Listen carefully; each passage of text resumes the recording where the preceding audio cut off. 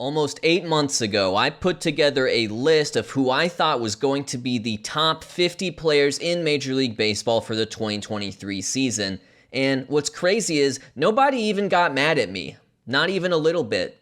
Now, with the benefit of hindsight, I'll be taking a look back at this list, and I'm just going to say it right now. I think this is the best top 50 list I have ever put together. Right away, it's Justin Verlander at number 50, and a big thing for this series is talking about the discrepancy between my rankings and MLB Network's rankings. You can see up there in the top right of your screen, MLB Network had him ranked at number 14, so we have a huge disagreement here coming into this 2023 season. Let's check in on Justin Verlander, who began the season a Met, but ended it an Astro.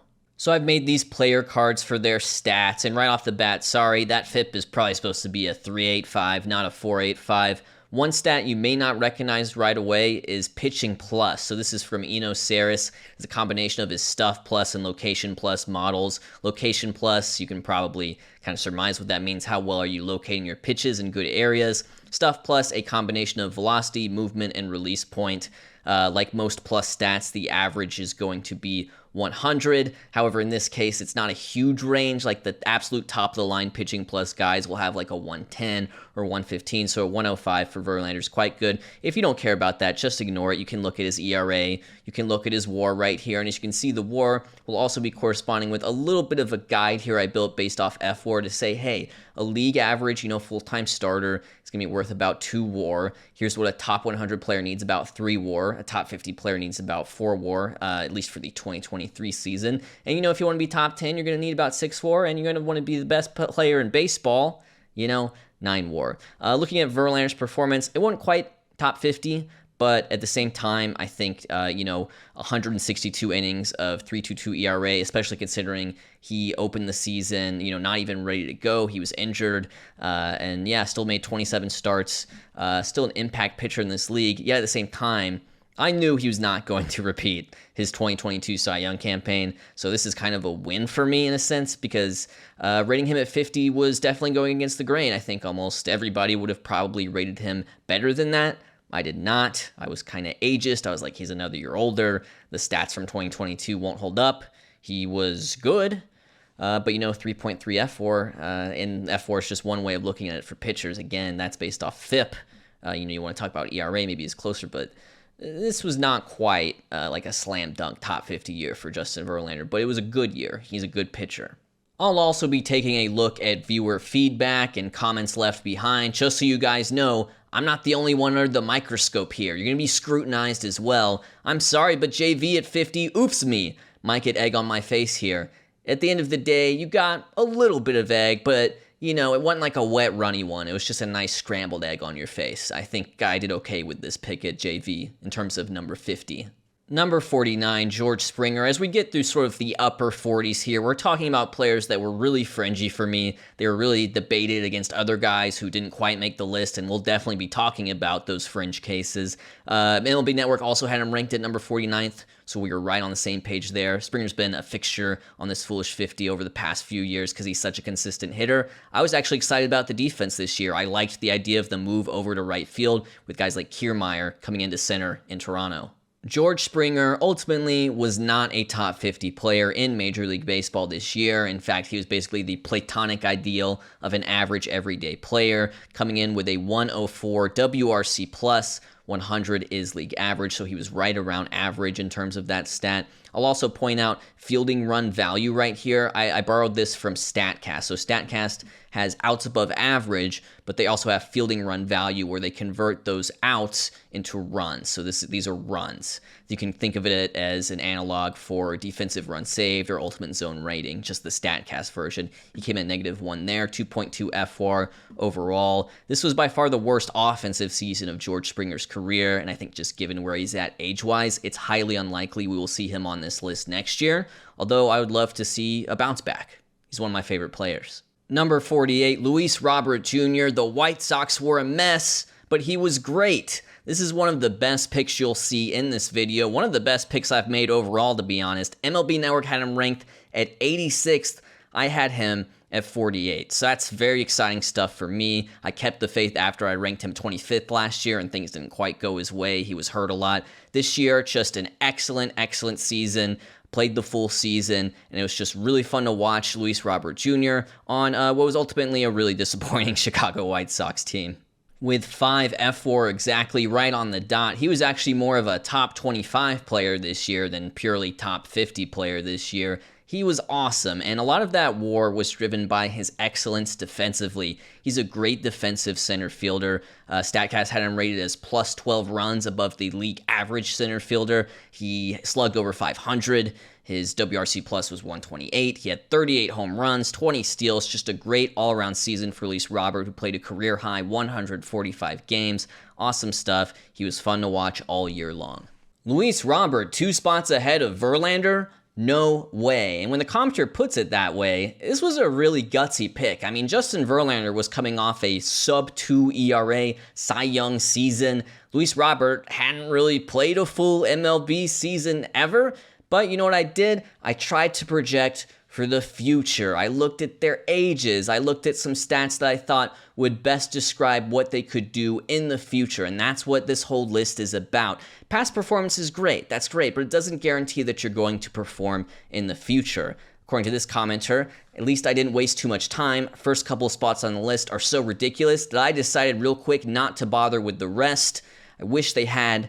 Maybe they would have learned something. Will they, have a moment of introspection where they realize they were wrong? Absolutely not. It'll never happen. And guess what? When I'm wrong, I'm going to be wrong too. Rewinding back to the 2022 Foolish 50, Bo Bichette was the player I caught the most flack for because I didn't include him on the list. He was such a borderline guy for me, and ultimately in 2022, he cut down on his chase rate just a little bit, and that's really why he got the inclusion at 47 in terms of the 2023 list. MLB Network had him ranked at 34. Let's see how Bo Bichette did in his Foolish 50 debut. It was a Bo Bichette year. I don't know how else to put it. It was a Bo Bichette year. This is a Bo Bichette slash line. This is a Bo Bichette WRC plus. This is a Bo Bichette, fielding run value. The only thing that's not Bo Bichette here is 135 games played, 600 plate appearances. Usually he's around 700 plate appearances, and if he had done that, he probably would have had enough F4 to break into this top 50 4.3 threshold. However, I will point out, with all things WAR, there's a serious margin of error here, right? It can go about one WAR, in either direction. So who's to say that Bo Bichette wasn't a top 50 player this year? Ultimately, though, I will point out I rated him lower than MLB Network, and I think in the end that worked out for me. But Bo Bichette, at number 47 for me this year, I think he'll probably be in a similar position going into next year. It'll be interesting to see. He'll be another fringy borderline candidate. Whew. That sigh you're hearing is a sigh of relief that I included Matt Olson on this year's edition of the Foolish 50. Last year I had him ranked at number 21, and he disappointed. His first year with the Braves was good, but not great. It was not a top 50 year by any means. This year I had him at number 46, and I think the main thing that kept him on the list was the shift ban, and I was really excited to see what he was going to do without the shift. And man, I really wish I could say these numbers are the result of the shift ban, but the shift ban's not going to help you hit 54 home runs, and that's what Matt Olson did this year. It was a phenomenal season for him, a career season for him. He slugged over 600, his WRC plus right at 160, his F4 that of a top 5 player in Major League Baseball. A lot of people probably feeling like he should have been a NL MVP finalist. Seems like he's going to finish 4th in that, but just an incredible season all around for Matt Olson. Also an Ironman, 162 games played. Great second year breakout with the Atlanta Braves, and we've seen that a lot with guys who change teams. The second year breakout, he was just the next one to do it. One thing I've learned in the process of making the Foolish 50 every year is I'm never going to get Jeff McNeil right. You can't figure him out. Last year, I did not include him on the list for 2022. He had a great season. This year, I put him back on the list at 45. He was basically average. So Jeff McNeil, not a guy I'm ever going to figure out. I'm sure next year I'll leave him off and he'll have another great season. Here are your stats. A perfectly league average 100 WRC plus for Mr. Jeff McNeil. I can't help but wonder if the shift ban actually hurt him.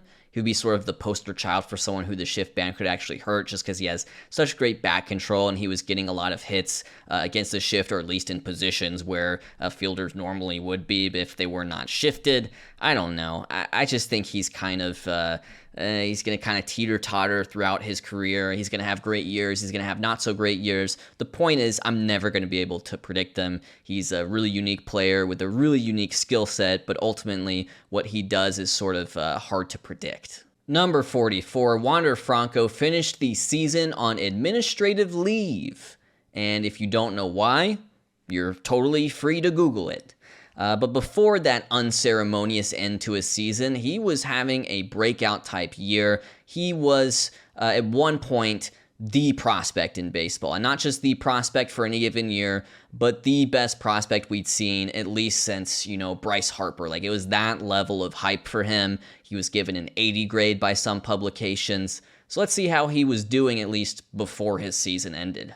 Wander Franco's skill set could best be characterized by the hypothetical question, what if there's a player that was truly good at everything, but elite at nothing? And it turns out, if you take a player who's good at everything, you get an elite player. In just 112 games played, he had 4.6 fWAR. That means at the pace he was at, he was on pace to be a top 10 player in Major League Baseball, and he just does a little bit of everything. +9 fielding runs at shortstop. Like, that's crazy defensive value. Steal 30 bases, and he really hit this year, a 127 WRC+. He was really tapping into that power this year, which he hadn't quite done in his first couple years in Major League Baseball. So make no mistake, this is a superstar talent, and we'll just have to see what sort of is the impact of his, I don't even want to say it. Number 43, Will Smith. No, the other Will Smith. In this case, we're talking about Will Smith, the Los Angeles Dodgers catcher, a great young-ish offensive catching talent. And the start he had to his career offensively as a catcher was pretty darn impressive. In fact, last year I had him ranked at 30th, so he dropped a little bit. Let's see how he did in 2023. So this was Will Smith's 5th year appearing in the big leagues, and offensively speaking, it was actually a little bit below his usual standard. So for example, this was the first year he ever had an OPS below 800, and it was only barely below 800, but it's still interesting to point out. A 119 WRC+.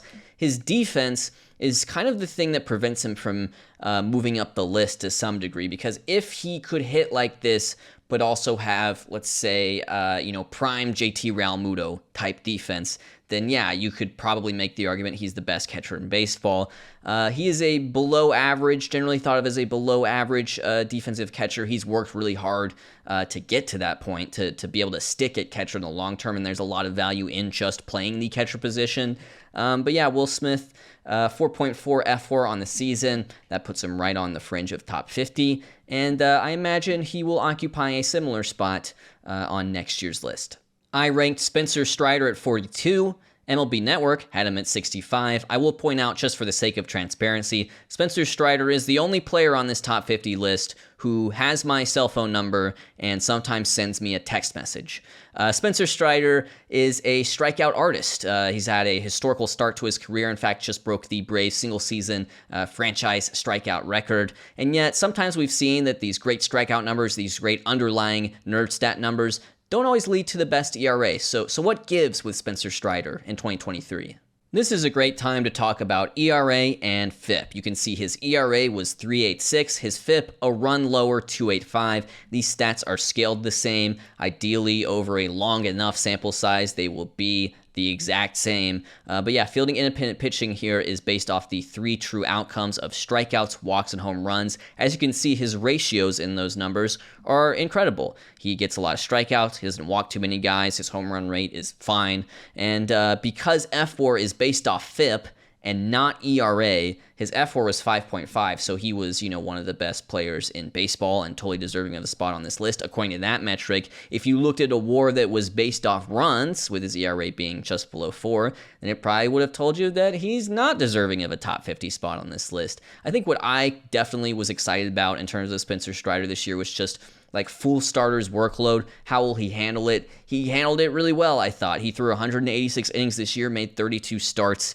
and what's going to keep the nerds coming back to Spencer Strider is just sort of the quality of his pitches, particularly his fastball. His fastball is truly an 80 grade fastball. It's the best fastball you'll see any starting pitcher throw in Major League Baseball. I could talk to you for an hour about his fastball. It's incredible. It's like it was built in a lab, because it kind of was. But yeah, that's Spencer Strider for you. He will remain a fixture on this list going into next year, regardless of his ERA.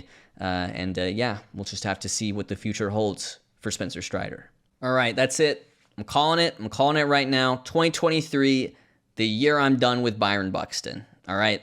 MLB Network had him ranked at 48th, so I don't feel terrible, at least if I'm comparing myself to them, for including Byron Buxton on this list. I think we know that there is MVP caliber upside here, but once again, it just didn't happen. He played half the year, and what's honestly disappointing is when he played, he didn't even hit that well. So, yeah, Byron Buxton, done with him. There is a chance he, goes crazy next year, and then we can talk about it. But yeah, I'm done with Byron Buxton. It's a shame, too, because even when he was getting hurt and playing like 50, 60, 70 games this season, he was still putting up like 8 F-WAR per 160 games played or whatever. So you could have hope for that MVP type season.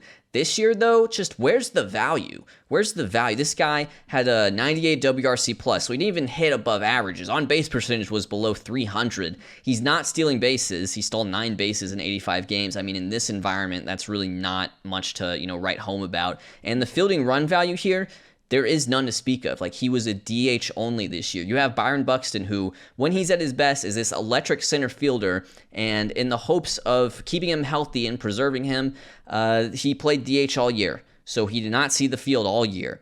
And I know he was banged up. I can be sympathetic to that, but, he's been banged up before, and generally he's just played well when he plays. This year he played, and he did not play well. And it's really disappointing to see. There is a reality where next year Byron Buxton gets healthy, has a great year, ends up on the 2025 Foolish 50, but are you going to see him on the 2024 Foolish 50? No, you will not. I'm done with Byron Buxton. For now. Here's a screenshot I took of the live stream chat when I premiered the Foolish 50 almost 8 months ago. You can see sort of a mix of reaction. Marcus said, Buxton, dub. But then, we've got Glass Bones Buxton, and we've got more like Byron broke down again. And guess what? That's exactly what happened. Byron broke down again. Peter! That sounded a little Lois Griffin, but then I think it maybe turned into Marge Simpson at the end there. Pete Alonso came in at number 40 for me, number 31 for MLB Network. This was a guy who I actually had a lot of success with last year because I had him on my 50 because I liked how he cut down the strikeout rate, and in the end it really paid off for me. This year he hit 46 home runs, which is awesome, but in some ways it was actually one of the not so great years in his career. Because he didn't even win the home run derby. Like, that was his main cash cow earlier in his career, but when he was making, pre-arbitration salary. He'd get $1 million every year because he'd win the home run derby. In all seriousness, though, a slugging percentage over 500 is very impressive when compared to a 217 batting average. That tells you a lot of the story. When Pete was putting the ball in play, he was not getting hits, so it was kind of a home run or bust type season for him. A 121 WRC+, 2.2 F-WAR on the season, and this should be a good time to point out, I'm not trying to purely predict F-WAR. Like, I'm giving guys like Pete Alonso a boost who are, just great offensive first baseman or DH types, because if I was basing off WAR, like, I probably wouldn't ever include him on this list. But yeah, he's a great hitter. He played through some injuries this year, I think, when the Mets were, starting to fall out of contention that, maybe in the long run sort of hurt his ability to put together, another great Pete Alonso type season. And he'll be interesting to see, an interesting candidate to see, will he be on the 50 next year after a somewhat disappointing 2023, which still seems goofy to say considering he hit 46 home runs. Number 39, Xander Bogaerts. I characterized him as Mr. Consistent. He's going to go out there and he's going to give you a pretty good season. What he's not going to give you is a season with MVP upside. And with that upside in mind, I actually moved him down this list from 32 to 39 this year. MLB Network had him at 32. I was really curious about the park factors. I thought moving from Fenway to Petco was going to really hurt his offense. So let's check and see how he did in his first year as a San Diego Padre. And look, this is a contract that does have the potential to age really badly, but based on what he did his first year in San Diego, like, you absolutely take this in the first year of a contract. When you're talking about a guy who's played, half his life in one organization, making the move to another, that's a tough adjustment to make. He's moving from the East Coast to West Coast, and what does he do? He plays every game. He plays 155 games, 665 plate appearances, a 120 WRC plus as a shortstop, steals 19 bases, and his defense has honestly become underrated because his defense is solid enough. In fact, StatCast thought he was a plus defender with +2 runs above the average shortstop. 4.4 F4 puts him right on the cusp of that sort of top 50 border. And yeah, you totally take this from Xander Bogaerts, especially considering, the history of guys like Machado or Harper, or now we even talked about Matt Olson or maybe Corey Seager, these guys who change organizations, and the real breakout comes year 2. I don't know if that's in the cards for Xander. I don't know for sure if he'll even be on this top 50 for me next year, but you take this year 1, I think. Number 38, Max Scherzer. MLB Network had him at 15th. So in terms of the elderly aces of the Mets rotation going into this year, we had some disagreements, and that was based on age. I'm looking at the future, I'm looking forward, and I'm saying these guys are getting really up there in the years. Even though they've been elite coming into 2023, I can't guarantee that will continue through 2023 and beyond. Max Scherzer, a World Series champion with the Texas Rangers. Let's check and see how he did. So here it is, Mad Max's age 38 season. It was fine. It was fine. I'm not going to act like this is bad by any means. It was just fine. 27 games started, 152 innings pitched, so he did miss a few starts there. An ERA in the high 3s, a FIP above 4, 2.2 F4, so that would sort of characterize him as basically a league average-ish starter, maybe a little bit better than league average. Max Scherzer, getting up there in the years. I'm going to have to really do sort of a deep dive on some of his numbers to see if there's any belief that he could land on a top 50 list. But what I will say to his credit, and we're about to get into some pitchers who I can't say this about, he remains healthy going into the 2024 season, and there's going to be a big shakeup in terms of the pitching rankings going into the 2024 season, and in this case, availability is indeed a good ability. Brandon Woodruff's status for the 2024 season remains up in the air after he underwent shoulder surgery last month. I had him ranked at 37th, MLB Network 77th, so big discrepancy there. And that's kind of always been the case. I love Brandon Woodruff. I've always had him rated higher than the consensus. He has such a great arsenal. He has the velocity. He gets the ground balls. He's pretty much just a perfect right-handed pitcher. He's such a great pitcher, and this news is a huge bummer to Brewers fans, and it's a huge bummer to me. And this really hurts because when he did pitch, he was sublime. He was Brandon Woodruff. 11 games, had a 2.28 ERA. He was just absolutely on fire at the end of the season for the Brewers going into the playoffs, and then he gets injured, and then he can't pitch in the playoffs, and now his status for 2024 is up in the air. And shoulder surgery is bad. Like in some cases, I think for the long-term pitcher, even if the recovery time for a shoulder surgery is less than that of a Tommy John, it's just so much more uncertain. So shoulder stuff is really bad in today's MLB for any pitcher. It's a huge bummer because Brandon Woodruff he's just so great. It's heartbreaking. From one Brandon to another, we've got Brandon Nimmo coming in at number 36 for me in what was ultimately his Foolish 50 debut. MLB Network had him ranked at 54th, so I had him 36th. MLB Network not even in their top 50. There's a discrepancy here, for sure. And what I like about Brandon Nimmo, just so well-rounded, gets on base and plays great center field defense, which honestly wasn't always the case. Early in his career, he was not a great defender. He has worked really hard to get to that point. Let's check in on Brandon Nimmo in 2023. Good season, right? Good player. Played 152 games, so he was available. 130 WRC plus in center field. That's great. You take that every time. 4.3 F4 on the season. That puts him, right around that top 50 threshold. The only thing that he doesn't really have in his game, we've seen it a lot this year with the bigger bases, is he doesn't really have a base stealing element, which you will see from a lot of the other great center fielders in the league. But yeah, Brandon Nimmo can't complain. 363 on base. One thing that I have noticed with him is that he's being more aggressive at the plate, and he's trying to hit for a little more power and maybe trying to walk a little less as a result. But overall, I mean, a 130 WRC plus center fielder, like, to me, that's a top 50 player in MLB, and so I'm happy I included him on this list. I'm sure he'll move around some. I'll have to dig more into the deep underlying stats, but overall, I'm pleased with my selection of Brandon Nimmo.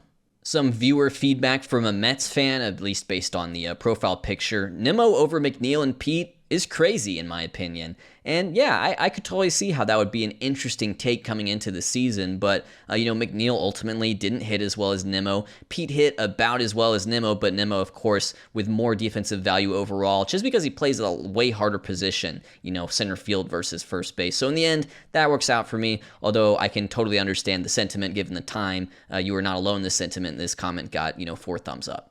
Number 35, Shane McClanahan. MLB Network had him ranked at number 68th, so another case where we disagree on the pitching rankings. In 2023, Shane McClanahan's success was becoming so common that around the All-Star break, you could have confidently asserted that he is the best pitcher on the planet. And then he struggled some for the Rays in the second half, ultimately went down with a forearm issue, and has since undergone Tommy John surgery. So as great as he was in 2023, you won't see him on the 2024 version of this list. The numbers you see on your screen right now probably don't actually do him justice. He really struggled his last few starts of the season. He was probably pitching through that forearm strain that ultimately led to him undergoing Tommy John surgery. So, if you throw those out, in June, he was the AL Cy Young frontrunner. His ERA was around 2. He was really that good. So a huge bummer, him undergoing Tommy John surgery and Brandon Woodruff undergoing shoulder surgery. And by the way, we're not done yet. There's going to be a big pitching shakeup in terms of the 2024 Foolish 50, because you've got guys who, even though they're really good and even though they performed really well when they pitched, it seems like will not pitch in the 2024 season. So it's a huge bummer. Love Shane McClanahan, and I'm sorry that it's gone this way. Number 34, Vladimir Guerrero Jr., a controversial pick at the time. I dropped him a lot. He was 10th on my 2022 list. This year he was 34th. You can compare that to MLB Network at 18th. We know what kind of upside he has. We know, if he could hit the ball in the air just a little bit more, what he can do, because he does have a very good understanding of just how to make contact and how to work the strike zone. This year, definitely a step back in the career of Vladimir Guerrero Jr., and I'm curious to see what people's long-term outlook is going to be on him after what was a not-so-great 2023 by his standards. I mean, I don't even know what else to tell you. This is just not a top 50 player in Major League Baseball. This is a slash line that leads to a 118 WRC+, which honestly, as a first baseman, is probably not too far off the average first baseman in Major League Baseball. And then you look at just the value from his fielding, negative 10 runs at first base. So that's, just no value defensively whatsoever. And that adds up to an F4 of 1. So he wasn't even a league average starter because StatCast disliked his defense so much. In fact, I commented on his defense in the original Foolish 50 video, and I said, this is a guy who's going to get all his value from his bat. There's not much defensive value to speak of whatsoever. And a lot of people took offense to that. This guy says, Vlad just won Gold Glove, so it's crazy to say he doesn't offer anything defensively. And again, this is a popular comment with 25 thumbs up. Gold Gloves aren't everything, all right? I'll just put it that way. Gold Gloves aren't everything. Another similar comment with a similar sentiment. I feel like dropping Vladdy so much is going to look bad. I feel like 35th-ish for Vladdy is his floor. And as we've seen from this year, that floor can actually go a lot lower. So I'm not here to necessarily laugh in people's faces or anything like that. But Vladimir Guerrero Jr., certainly below your expectations, but also below mine. One thing I was super conscientious about in my Vladimir Guerrero Jr. ranking was putting Adley Rutschman just ahead of him. The young American League East newcomer, sort of the next wonder kid, the next, top prospect to make the big leagues. He does not have the offensive upside of Vladimir Guerrero Jr., at least not from my perspective. But what he does bring to the table is he's a really good defensive catcher, and that has an insane impact on his overall value compared to, say, a first baseman. So here are Adley Rutschman's numbers in his sophomore campaign for the Baltimore Orioles. Really good year. 5.1 F4, he was pretty firmly one of the best players in Major League Baseball this year. And it's because he's a great defensive catcher who hits. +7 fielding runs according to StatCast. That's based on a lot of things. That's based on his framing. That's based on catcher blocks. That's based on, what's the other one I'm missing? Oh, throwing out would-be base stealers. So that's +7 runs there, plus the catcher position in general. 374 on base percentage for me is the highlight of this slash line, as well as a 127 WRC plus. Played nearly every game, had nearly 700 plate appearances, had some DH days when he wasn't catching. So Adley Rutschman, he's a stud. And, it comes to pretty much no one's surprise that he's a stud, but he's a stud nonetheless. Zack Wheeler is also a stud, and we've seen so many cases already where MLB Network and I disagreed on a pitcher. Not in this case. For myself, Zack Wheeler, the 32nd best player, MLB Network, 35th. Zack Wheeler, he proved it, this past October. He's a playoff dog. He's a big game pitcher. And you know what? In the regular season, he was pretty brilliant. And I don't think he was as brilliant as people realize because of his ERA, but let's take a look at some of his under-the-hood stats. I'm noticing an error here on my card. If you notice any more, feel free to leave a comment, but innings pitched 153, try 192. So 192 innings pitched, a 3.15 FIP. That led him to a 5.9 FWAR, which was actually the best of any pitcher in Major League Baseball this year. He led Major League Baseball pitchers in FWAR. Also puts him as 10th overall, so he was beaten out by 9 hitters in terms of FWAR. These are just excellent ratios. He's nasty. He's Zack Wheeler. He's great. He's going to be on this list next year, and I expect him to be on this list for years to come. And so he's going to be sort of this mainstay, this fixture in the Foolish 50, while there's a big shakeup elsewhere in terms of the pitching rankings. New contract, same old Rafael Devers, for the most part at least. MLB Network had him ranked at 19th, myself 31st. This means he was ultimately unmoved from his 2022 ranking where he was 34th, so, basically the exact same range of player. And I expect he'll be in a similar-ish enough position in 2024. His offense, this was not the best offensive year he's had by any means. I feel like we know who he is for the most part. Great hit tool, somewhat questionable defense at third base, which sort of caps his upside for now. Guys who have an 850 OPS and play every single day don't grow on trees. There's just not a lot of guys like that in the league. But at the same time, I will also point out he plays in Fenway, which is a great hitter's park, and the offensive environment in general this year was up, and that led to a 124 WRC plus on the 2023 season, which is slightly below his standards, and combined with his fielding run value of -6 at third base, actually added up to just a 3.1 FWAR. That puts him more at the cusp of a top 100 player by FWAR, not top 50. Now, is Rafael Devers better than the 100th best player in Major League Baseball? Absolutely. And of course, I'll be, diving in on some of his hitting stats like, what was his barrel rate? What was his hard hit rate? To sort of ascertain where he's at offensively. And, but yeah, Rafael Devers, still young, got paid, great player for the Boston Red Sox. Viewer feedback, L ranking, Devers is top 20. You are not alone in that sentiment. MLB Network felt the same, but ultimately I think my ranking was a little bit more accurate than theirs. I don't think he was a top 20 player. I don't think he'll be in my top 20 for 2024.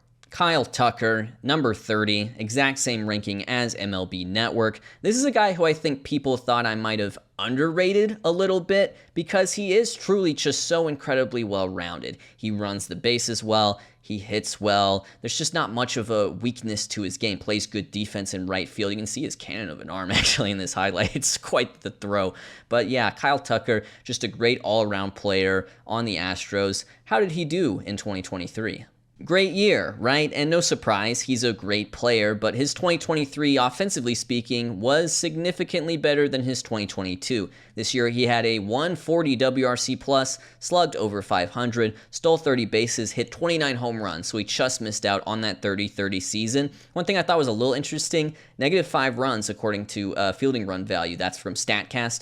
And that's sort of against his norm. He's thought of as a plus defender in Major League Baseball in right field. And, if you were to flip-flop this, like put him at a +5, he'd be at like a 5.9 FWAR, and he'd be pushing for a top 10 spot by FWAR, but he's brought down a little bit by what the defensive metrics thought he was doing in the field. So a 4.9 FWAR it is, which puts him, just outside that top 25, which, hey, I had him ranked at 30, so pretty accurate in that case. But a great season for Kyle Tucker, a great player. I'm looking forward to really deep diving in on some of his statistics as I try to figure out where I'm going to rank him next year. Number 29, Austin Riley. You want to know something really embarrassing? I didn't have him on my 2022 list, so he broke out in 2021. He had this great season, which I actually called on this channel. But then in 2022, I said, I'm not so sure about the foolish 50. And I think there was definitely questions about his defense. In that case, he really compares quite favorably to Devers. He's basically just right-handed Devers in terms of his overall statistical profile. And to no one's surprise, he had another good season in 2023. Let's take a look at those numbers. Seriously, if I flip-flopped his numbers and Devers' numbers, they would look the exact same, and that's why they're ranked so closely together in the first place. Austin Riley, 159 games played this year, over 700 plate appearances. Here's his slash line. Here's his 127 WRC+. I think what's probably the most interesting here is the 0 in terms of the fielding run value. That means that StatCast thought he was a league average third baseman. And that's been a topic of discussion over the course of his career. You know, when he first came up, people weren't sure if he was going to stick there or not. People thought maybe he would be the heir to Freddie Freeman as the Braves replacement at first base. Instead, he's kind of come along, and, you know, if he's able to continue to play just even a league average third base, he doesn't have to win Gold Gloves to be considered a great player. I mean, he had 5.2 F4 this year, and this wasn't even the best offensive season we've seen him have. So, Austin Riley, great player overall, probably not going to move too much in the rankings, and pretty happy with where he's at. Number 28, Carlos Rodón. Of anyone on this list, he definitely had the worst season, and that kind of hurts for my standing overall because MLB Network did have him in their top 50, but they had him at 38, so I rated him higher, and as I said, he had the worst season of anyone on this list. Started on the injured list, which I didn't know at the time of assigning him this ranking. He did not make his debut with the New York Yankees until July, and from then on, he was just never right. We'll take a look at these numbers, but he was really bad this year. Honestly, a lot of the story here could be just defined as 14 games, 64 innings pitched. So when you average, 4 innings pitched per start, that means those starts probably aren't going the way you want them to. An ERA just under 7, a FIP just under 6, negative F4 on the season for Carlos Rodón. It was definitely a season to forget, and there's a chance that he can just kind of call a mulligan on this one, right? Like, get a full off season with the Yankees organization, get back right for spring training, be healthy, and maybe he just takes off from where he left off, with his, last year in Chicago and then the year he had in San Francisco that led him to getting the big payday from the Yankees in the first place. Because this guy was like a strikeout machine, definitely a sabermetric darling. I don't know, there were probably some haters out there who honestly could have called this, right when he signed with the Yankees, but I was definitely a true believer. I mean, I had him ranked ahead of Wheeler, so Carlos Rodón, this was a miss for me, and probably a bigger miss for me than for MLB Network. Number 27, Corey Seager. I'm really kicking myself for this one because at the end of the day, I ranked Corey Seager as high as I could without appearing like I was a nut. And I know that's like a weird way of putting it, but I was really in on Corey Seager this year. I made a YouTube short listing all the reasons why I thought he was going to have a big year this year in particular. And he did. Boy, did he have the big year. Injury couldn't really stop him. It just slowed him down a little bit. Won the World Series with the Texas Rangers. We all saw that. He was incredible. But yeah, Corey Seager has sort of asserted himself as the best shortstop in Major League Baseball this year. And if I had just been a little bit gutsier with my rankings, I really could have shown just how much I believed in him. What a year. What an absolute year for Corey Seager. In 119 games played, you see this slash line right here. 327 average, 390 on base, 623 slug. That adds up to a 169 WRC+. This is nothing short of one of the most impressive offensive seasons we've seen a shortstop have in the modern game. It's that good. He was that good. He was a top 10 player by F4. He missed like a month and a half. Like, this is just an outrageously good season from Corey Seager. He has asserted himself as a top 10 player in MLB, as the best shortstop in MLB, and once again, I just wish I could have ranked him higher because I really believed he was capable of this, but I was trying to be a little bit too logical with my rankings, if anything. So I ended up drawing the Corey Seager line at Alex Bregman. I said, hey, I'll rank Corey Seager ahead of Tucker and Riley and Devers, but not Alex Bregman. This guy, super consistent, plays great defense at third base, has even moved over to shortstop in a pinch at some points in his career. He does not have eye-popping StatCast batted ball data, but he's able to pull the fly ball into the Crawford boxes again and again and again. Just a great player overall, but when you look at his numbers in 2023, it wasn't Corey Seager. Look, obviously you take a guy who plays every day and has a 125 WRC plus. I'm a little surprised by the fielding run value according to StatCast here. I consider him plus. I thought he would derive more value from his defense than being a league average third baseman. It all added up to a 4.3 F4 for him, which across 724 plate appearances, at that rate, you're probably not even talking about a top 50 player in Major League Baseball in 2023. Now, can he get back to that? Can he get back to being a top 30 or a top 20 player? Absolutely. And I think he's going to be someone we see who has a good chance to appear on this list. Next year, I'll probably have some debates. I've had him ranked in the 40s at times. That may be where he's destined to go for the 2024 list. But I'm sort of redoing how I view a lot of the offense in terms of these guys. So I can't quite make any promises, but I'm really excited to see where that leads me down the rabbit hole. Number 25, JT Realmuto. This was low-key a bad year for him. I mean, I don't know how low-key it was necessarily, but I think we should acknowledge coming into this season, this guy was widely considered to be the best catcher in Major League Baseball. The only guy maybe pushing him would have been the youngster Adley Rutschman, who had just one season under his belt. But in 2022, JT Realmuto was insanely good. He was insanely good. In 2023, a big step back, and you start to look at his age, and he's getting a little bit older, and you think to yourself, I'm not sure if he's ever going to be the best catcher in baseball ever again. So let's take a look at some of those numbers. The shocking number, without a doubt, is the -9 defensive runs, and this is StatCast looking at its interpretation of his framing, of his ability to, block balls in the dirt, and of his ability to throw out would-be base stealers. And it's a shocking number to see for him because he has sort of built up this reputation. If he wasn't the best defensive catcher in the league, he was the best defensive catcher in the league who could hit a lick, so the best non-Austin Hedges division defensive catcher in the league. And this year, his hitting was a 102 WRC plus, which is, above league average for all hitters and well above the league average for catchers. But also below his general career standards. A 310 on base percentage, a 252 average, not great for him. 452 slugging, 200 ISO is perfectly fine. But it all added up to 1.5 F4.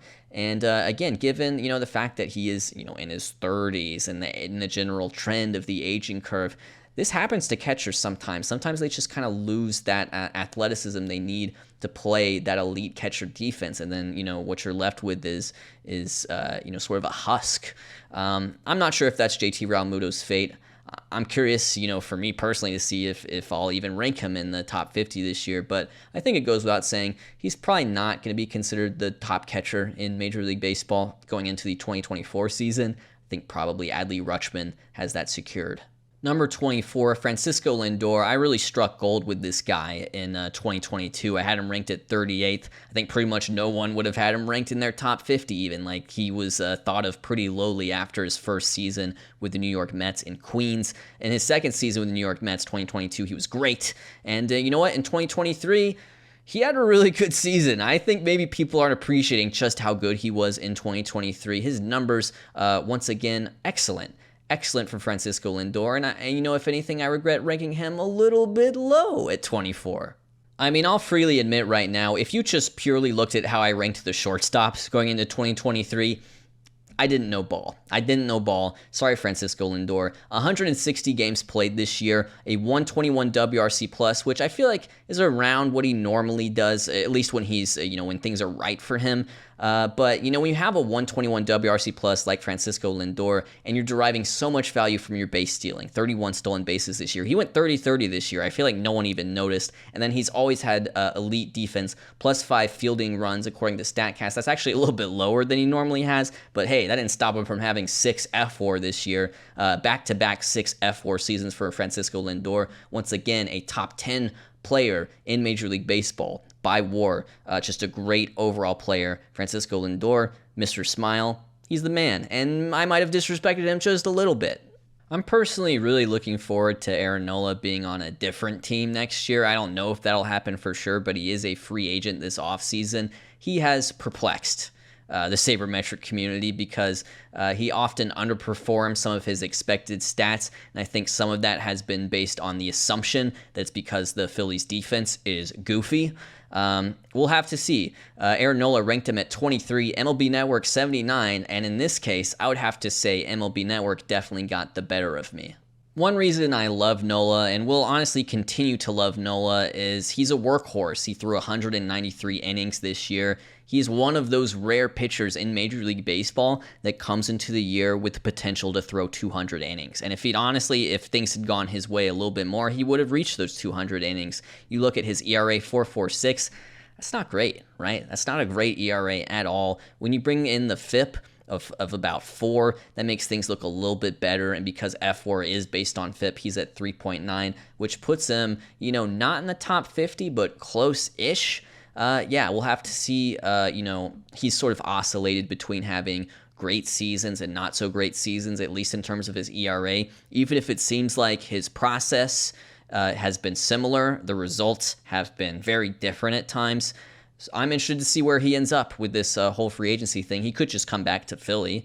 But if he goes somewhere else, I think we might see a little bit more consistent version of Aaron Nola in terms of his ERA. And I think, honestly, for me trying to make a top 50 list, I would appreciate it. I mean, here's some incredible feedback from when I first released this list. Simply said, Aaron Nola, Carlos Rodón are way too high. And they were absolutely spot on. So they know ball. In this case, I don't know ball. Number 22, Jose Altuve. I think the day I released this, he got hurt. And so he ended up missing the first couple months of the season. And so I thought, that pick's probably not going to age very well. Turns out it aged just fine because he is truly just that good. I actually left him off my list in 2022, which was just a huge case of disrespect. It was my biggest mistake of the year, honestly. This year atoned for that to some degree. Had him ranked at 22, MLB Network 23. Let's check in on the stats for what was ultimately a truncated season for Mr. Altuve. Really just impressive stuff here. 4 F4 in just 90 games played. You look at this slash line here, a 311 average, a 393 on base, a 522 slug, leading up to a 154 WRC plus. This is very much in line with what he did in 2022 across a full season, and honestly, in line to some extent with what he did in 2017 when he won AL MVP. Jose Altuve continues to impress. He has a shot to really move up on this list, actually, considering how well he performed. I'll just have to weigh that against his age because he is going into his age 34 season. So we'll have to see, will he grab a top 20 spot in 2024? I don't know for sure. I don't make promises, but he's definitely a candidate with how he performed in 2023. It's been kind of up and down with my pitching rankings versus MLB Networks, but right here, I absolutely owned them. I absolutely embarrassed them, and honestly, it was kind of an unforced error because I was the only person brave enough to stand up and say, Gerrit Cole's a really good pitcher. Had him ranked at 21st coming into this year compared to 37th for MLB Network. He hadn't quite flashed the highest of highs in a Yankees uniform compared to his years with the Astros. And well, what did he do this year? Spoiler alert, he's going to win the Cy Young Award for the American League. And what's kind of funny about this, too, is that even though he's going to win the Cy Young Award in the American League, possibly unanimously, that's yet to be revealed, this was not the best year of Gerrit Cole's career. This was not quite his 2019 with the Astros, but he pitched 209 innings, hit a 2.63 ERA, 3.16 FIP. So that FIP feeds into his F4, which is 5.2, which honestly might seem a little bit low to you watching at home if you're not familiar with F4. Like you might say, hey, that's less than Wheeler. Well, if you were to look at a WAR based on runs, like Baseball Reference WAR, it would be higher than that because his ERA of 2.63 across 209 innings is brilliant. That's pretty much all you need to know about him winning the Cy Young Award. He threw a ton of innings. He did not allow a lot of runs. So Gerrit Cole, great season. Really happy for him because I just feel like he was getting a little disrespected, and now that disrespect will stop now that he's won a Cy Young Award in the Yankees uniform. Most overrated pitcher on planet Earth? Wrong. Too high? Wrong. Cole is so unbelievably overrated? Wrong. Number 20, Fernando Tatis Jr. Nobody really knew what we were going to get out of him in 2023, and what we got was ultimately a weird year. And of course, the process of ranking him was weird for me as well. Ended up giving him that top 20 spot. MLB Network had him at 26, so maybe I was a little more aggressive, but when he's right, when he had been right earlier in his career, we were talking about like a top 5 talent in Major League Baseball for sure. 2022, of course, he didn't play. Injuries, suffered from multiple motorcycle accidents followed by a PED suspension. So it was a totally kind of a mystery box. What were we going to get from Fernando Tatis Jr. in the year 2023? Weird year for Fernando Tatis Jr. He rode out the end of his PED suspension, comes back, plays 141 games, and ultimately derived a lot of value from everything apart from his bat. Stole 29 bases at an efficient rate. The fielding runs, look at the fielding run value, plus 12. Believe it or not, by some measures like defensive runs saved, he was like plus 25 or something like that. He won the Gold Glove in right field. So that should tell you everything you need to know about big league shortstops. Even bad big league shortstops can just move to the outfield and win a Gold Glove award. So that's how tough it is to play shortstop in this league. As you can see, offensively, though, below his standards, I think is fair to say. 257 average, 322 on base, 449 slug, add up to a 113 WRC plus. But this is going to be a take right here, guys. If this take is too hot for you, just let me know in the comments below. But this slash line right here and these overall offensive numbers, they are totally giving me 2022 Ronald Acuña Jr. vibes. And I know the circumstances were different. I know Acuña tore his ACL. Tatis had some injuries too, had to get, surgery and then had a PED suspension. But both these guys end up missing, about a year overall, and they come back and they're rusty. So we saw what Ronald Acuña Jr. did in 2023. I still think there's a lot of hope for Tatis's upside, especially because he solidified the fact that he's going to derive value from his defense. He's going to be a plus, if not plus defender in right field. He's got a cannon of an arm. Of course, he has the speed to have the range to, get to the ball in the first place. It was only 4.4 F4, all things considered, so, maybe more of a fringy top 50 guy overall, but there is a lot of hope here, and I think Ronald Acuña Jr.'s transition from 2022 to 2023 can inspire hope for Fernando Tatis' transition from 2023 to 2024.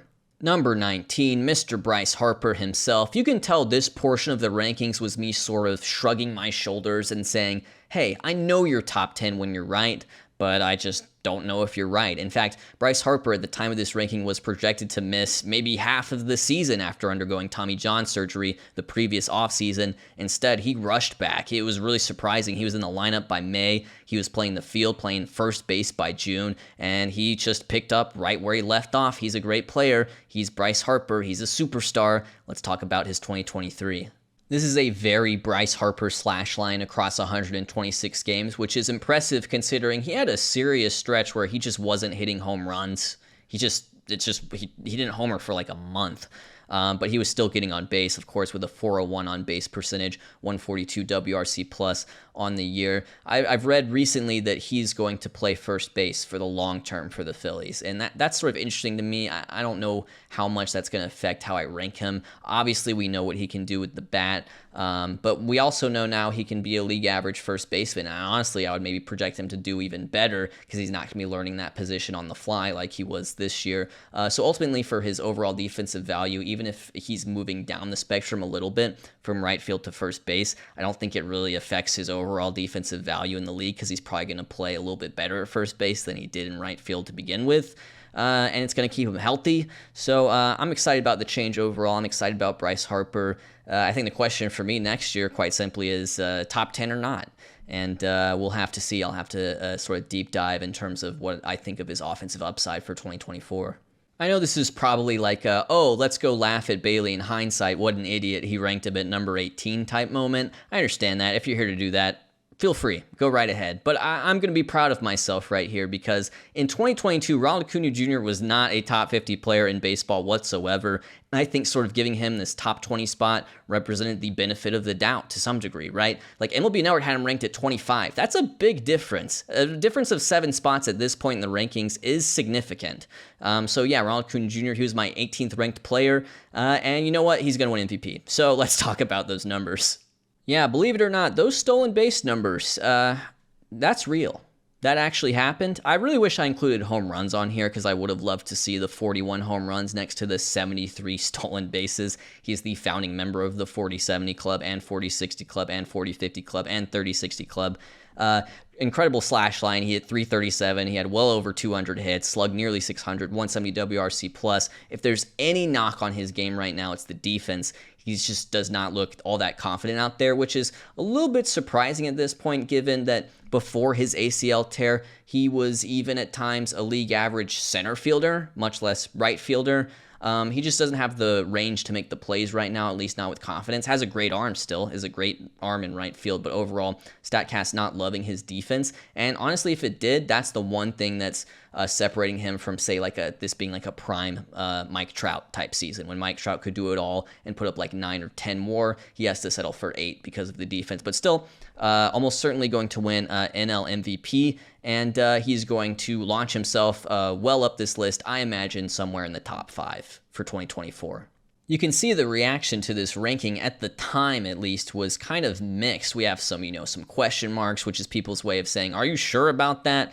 Fell off, Acuña too high, Braves bias. This is just a great joke right here. Faye Webster reference. Well done. About 10 people watching this video will get that. But yeah, at the time, it was not a super popular opinion to have Acuña. I don't think it would have been a consensus top 20 player coming into this year. Well, now he's going to be a consensus top player in this league now that he's just come roaring back a year removed from, coming back from this ACL tear and has reasserted himself as one of the absolute best players in Major League Baseball. Number 17, Julio Rodríguez, of course, was coming off this incredible Rookie of the Year campaign. He was the AL Rookie of the Year in 2022. If you thought this ranking was aggressive at 17, MLB Network had him at 16. So in this case, we were kind of locked in. We're sort of riding the aging curve here, right? He had such an incredible age 21 season. You start thinking to yourself, well, what does it look like if he's even better in age 22? Because most players are going to be better at 22 than they are 21. In Julio's case, that didn't quite happen. For a lot of the year, he actually lagged behind his 2022 pace, and then he really sort of got together at the end, got hot, and in the end put together an excellent campaign, a strong sophomore season. At 5.9 F4 on the year, he was right on the edge of that top 10, in fact. I know it took 714 plate appearances to do that. Not everyone gets 714 plate appearances to accrue WAR, but it is very impressive nonetheless. Overall, offensively, this was actually a little bit behind what he did as a rookie, and really it's bolstered by the fact that he just had a stretch in August where he got a hit every time he came to the plate.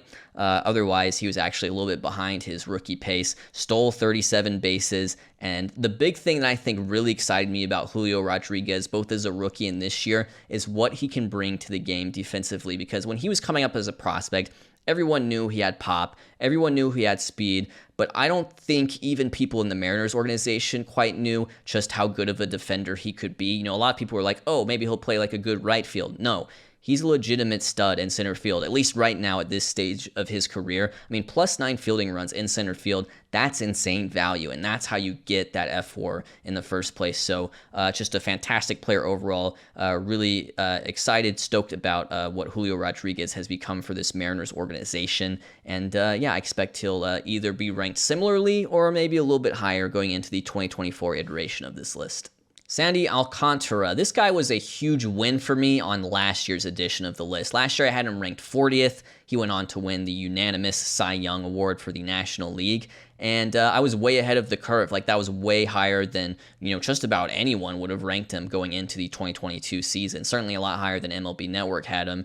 This year I bumped him up to 16th. And it was a struggle for him, and it's sadly culminated in undergoing Tommy John surgery, so he will not appear on this list in the 2024 iteration. Let's still take a look back at what Sandy Alcantara did in 2023. When he did pitch in 2023, he was still getting that monster value. I mean, 184 innings pitched in 27 starts is really, really impressive when you balance that out against an ERA and FIP around 4. So that's like, he's getting a ton of innings even when things aren't going his way. Like, he's just grinding through these games, grinding through these lineups, and that's what made me such a big fan of his in the first place. And honestly, I kind of knew that he wasn't going to have a season as good as he did in 2022 because his underlying metrics were pretty similar to where they'd been. It's just that he sort of, luck swung the other way in 2022, and he had a super low ERA and a ton of innings.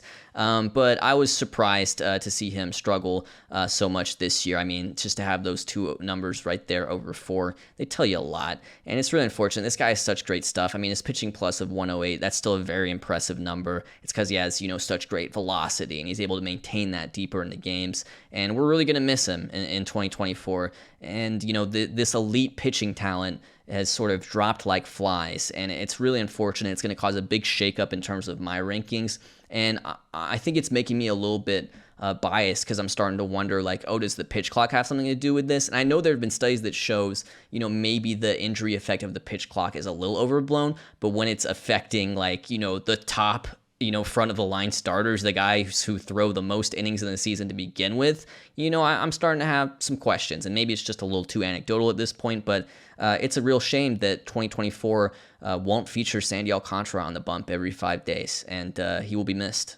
Number 15, Manny Machado. Coming into this year, I was a hater. I was a Manny Machado hater. I was a Manny Machado doubter, at least relative to industry consensus. I mean, you can see MLB Network had him ranked at 5th. At this point in the rankings, a gap of 10 spots is ginormous. Why was I a Manny Machado hater? Well, in 2022, he had a great season in terms of his, surface level stats, but under the hood, I thought he was actually worse than he was in 2021 in terms of stats like, his chase rate, or, his barrel rate. The things that I really look at when trying to ascertain a player's offensive skill set. It actually seemed like he took a step back, but got luckier. So let's see. Did being a hater work in 2023? Yeah, it did. I actually crushed this pick because at the time, picking Machado as only the 15th best player would have been super unpopular given the season he had in 2022. But you know what? I believed in what the underlying numbers were telling me, and they were telling me this guy is not quite the hitter he appears to be. He also has a tendency to sort of alternate, good, great seasons. And so coming off a great season, what did he have? A good season. I mean, a 114 WRC plus, that's not going to get you to a top 50 player. He continues to play great defense at third base. He always has, but it added up to a 3.5 FWAR and 138 games played. So really, you could argue not even a top 50 player in Major League Baseball this year. An excellent pick for me. I have no notes. I think I did a great job here. Number 14, Trea Turner in his first year with the Philadelphia Phillies. I think most people would have projected him to be the best shortstop in Major League Baseball. Not this guy. I'm a very special boy, so you're going to see. If you haven't figured it out by now, you're going to see what I did instead. But yeah, Trea Turner actually lagged behind his usual standards for much of the year, but then got hot. The Phillies fans said, hey, we appreciate you. And then he got hot, which was kind of interesting. He had such a cold start considering he had a monster World Baseball Classic. Let's check in on the stats of Trea Turner. Yeah, I mean, on the surface, you look at it and you're like, this isn't really all that good. I mean, it's not bad, but it's just not good. I think I would have actually taken the year Xander Bogaerts just had over the year Trea Turner just had. But, Trea Turner, the way he did it, I think, inspired hope because he had such a cold start, and then he got hot, and then, throughout sort of the second half of the season, he looked like the Trea Turner we expected. One thing that really impressed is he went 30 for 30 on stolen base attempts. That's an MLB record. That's the most attempts anyone's had in a season without being caught. As far as the defense, he's a -3, and I think we kind of knew that already. I think we knew he was a minus defender at shortstop, but there's still a lot of value in being a shortstop in the first place. It all added up to a 3.5 FWAR, which was not a top 50 season by FWAR, but I expect he will be a top 50 player in 2024. In terms of where I'm going to rank him for next year, I have no clue. I truly have no clue. But, I think Phillies fans are pretty happy to have Trea Turner on their team. And I think they'll expect him to get hot next year and have a second-year breakout with the new team, like we've seen many guys do in previous years. Number 13, Corbin Burnes. You know what? It wasn't awesome. And I'm not going to sit here and pretend like it was awesome. He had stretches where he was not awesome. But you know what? He's available, right? Like, think of how many guys I've talked about who have some sort of shoulder surgery or elbow injury where they're not going to pitch in 2024. You know who's going to pitch in 2024? It seems like, knock on wood, Corbin Burnes. He's fine. he's good to go. He's going to pitch. So, in terms of the starting pitcher rankings, you might be surprised that he doesn't move down all that much going into 2024. We'll have to see. We'll have to weigh him against some other guys. But yeah, Corbin Burnes, a major league pitcher in 2024. Look, 32 games started, 193 innings pitched, 3.39 ERA. You take that. That's good. That's an ace. I would say that's an ace right there. You look at the strikeout rate compared to some of his, peak seasons, like say 2021, not great. Walk rate even, 3.81 FIP after, he's a couple years removed from basically setting a FIP record, only beaten out by Pedro Martinez. Yeah, he has fallen off that pace. I totally understand that. But you know what? He's available. He's going to pitch in 2024. He did not tear his UCL. UCL intact. So I think that deserves a little bit of a round of applause. That said, I ranked him 13, MLB Network 27. This is a clear win for them as he goes on to put up a 3.4 F4 on the year outside of that top 50 threshold. Man, can we just pretend this is Corey Seager instead?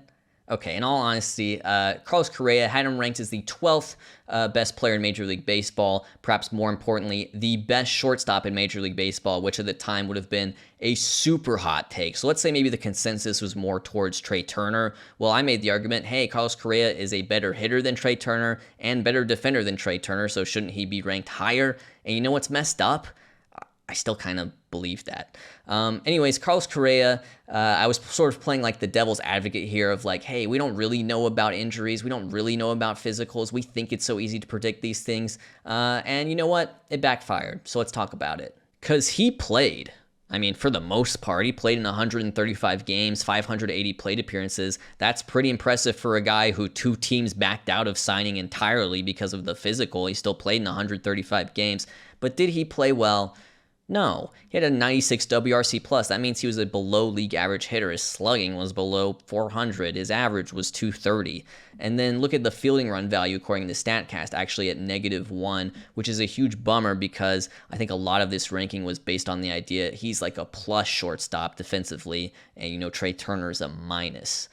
So in the end of the day, it was 1.1 F4 on the season, and just not a good season for Correa. He's had bad seasons before. He's had seasons like this before, and he has managed to bounce back and be an elite player. So, I'm still going to maintain probably a higher degree of faith in him than I should. But yeah, this was, me going out on a limb and then ultimately getting punished. I was wrong about Carlos Correa in 2023.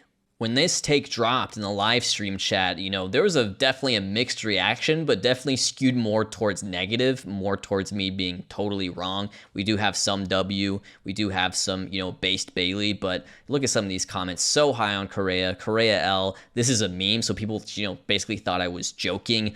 Bum ankle, pending physical, way too high. And then probably, the best comment here, this is going to come back to bite Bailey in the booty. My booty has a chunk out of it. No doubt about that. Number 11, Paul Goldschmidt. Believe it or not, this is actually an excellent pick on my part. Leaving Paul Goldschmidt outside of the top 10 right after he won MVP. Why did I do that? It's actually similar reasoning to Machado. I take a look at some stats like, how are your swing decisions? What's your swing rate in the zone and out of the zone? What's your barrel rate? What's your launch angle distribution on some of these batted balls? And with Goldschmidt, I just wasn't actually that impressed with his MVP season. I thought it was pretty similar to his, usual standards, and then getting another year older. I didn't have him in my top 10, didn't have him as my best first baseman either. And look, I understand he was probably never going to replicate his 2022 MVP season, but he really came back down to earth. I think a lot more than people were ready to anticipate. A 122 WRC plus as a first baseman, that's good. That is good, but it's not great even. +2 fielding run value, so he does, maintain his ability to play first base at a pretty high level. But at the end of the day, he had a 3.7 F4 just because he didn't hit like crazy. So a 3.7 F4, he was actually outside that, that top 50 threshold for F4. He's old. He's an old guy. The underlying data from 2022 wasn't that impressive to me, at least compared to, what he'd done in previous years. And so he was not my pick to be the best first baseman. He was not a top 10 pick for me. And in the end, I guess it sort of worked out. It's time to dig into the comments section right now. 7 months ago, two guys, Machado and Goldschmidt, were in the running for NL MVP last year and didn't agree with your funky data. Maybe your data is wrong, Bailey. Can't disagree with the results. This, to me, represents a fundamental misunderstanding of what I'm trying to do. It's not about the past results. It's about the future results. Any midwit can tell you, looking back, who had a good batting average, who had a good on-base percentage, who had a good slugging percentage, who's going to tell you who's going to put up those good numbers in the future, who's going to look at every facet of a hitter and tell you why they have a good batting average. Is it because they make a lot of contact or not? Is it because they make good swing decisions or not? Is it because they hit the ball hard or not? Is it because they hit the ball at optimal launch angles or not? That's what I'm doing, and you totally misunderstood that.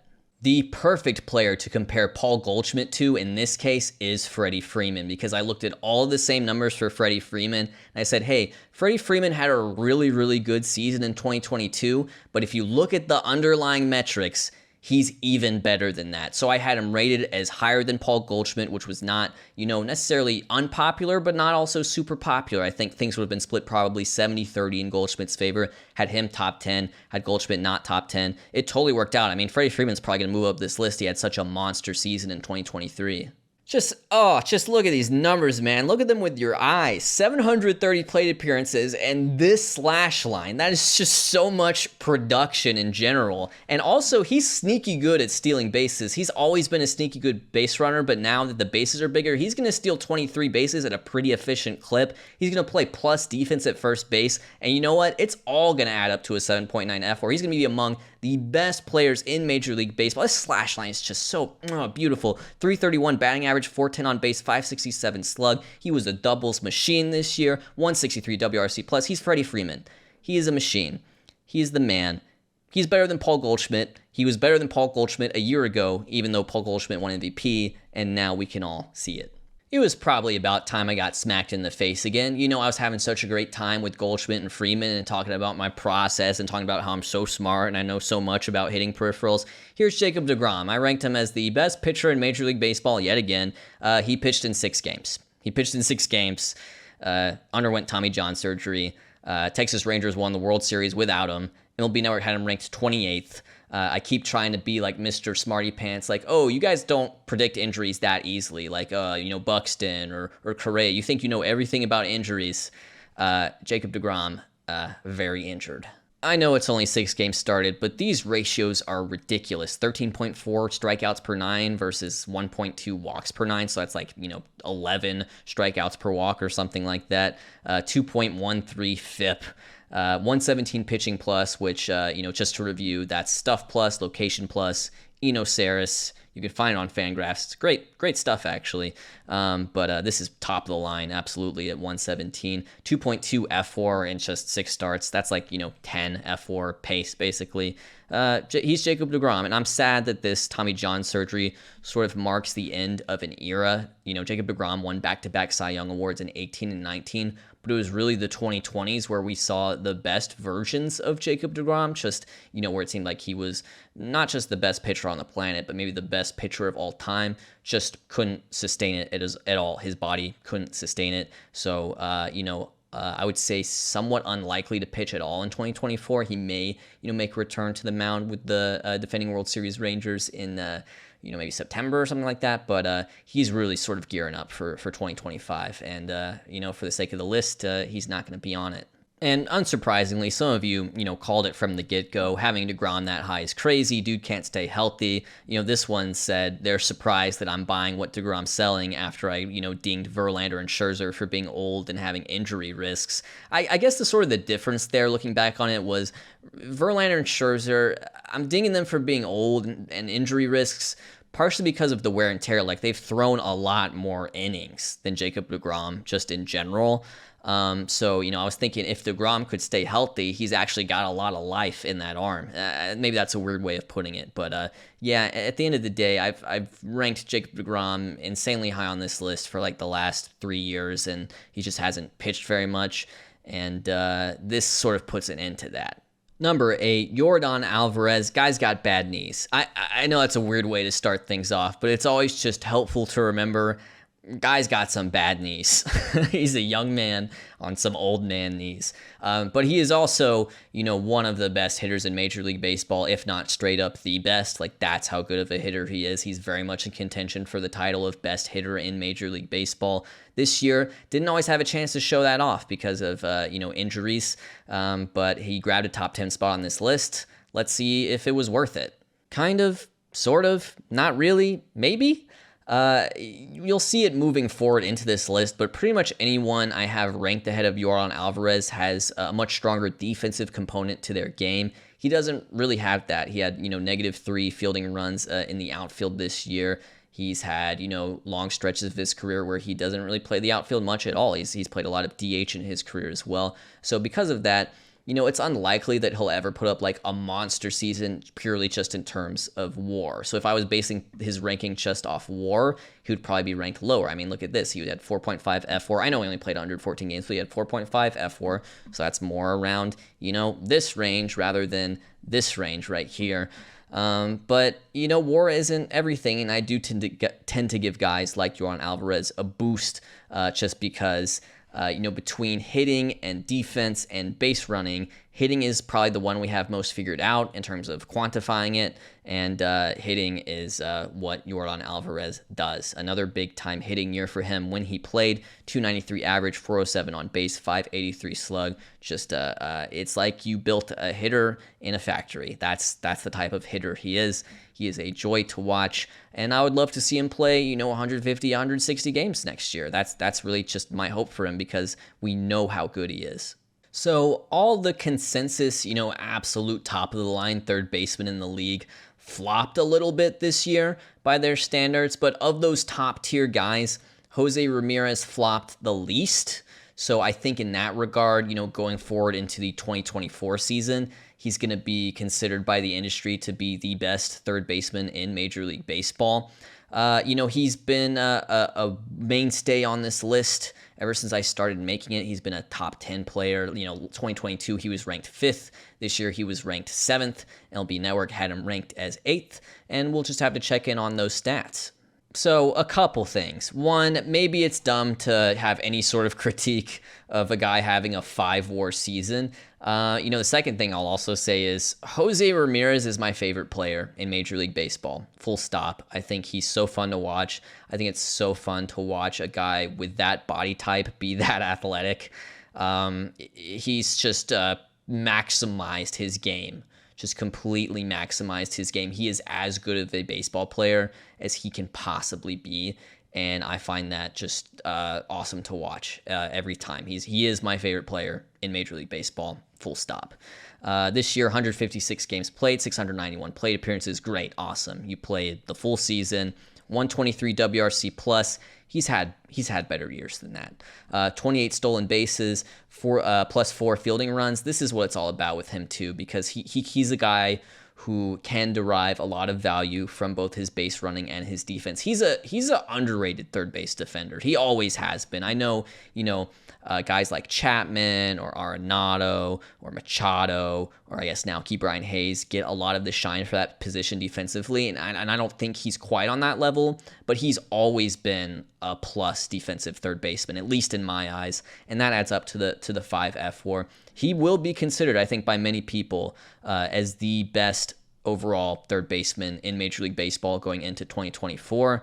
I'll have to, sort of dive in on these offensive numbers, compare him to, some of those, Machado or Arenado type guys. But yeah, even guys like Riley and Devers and Bregman, they didn't have career years either. So it seems like this is J-Ram's title for now.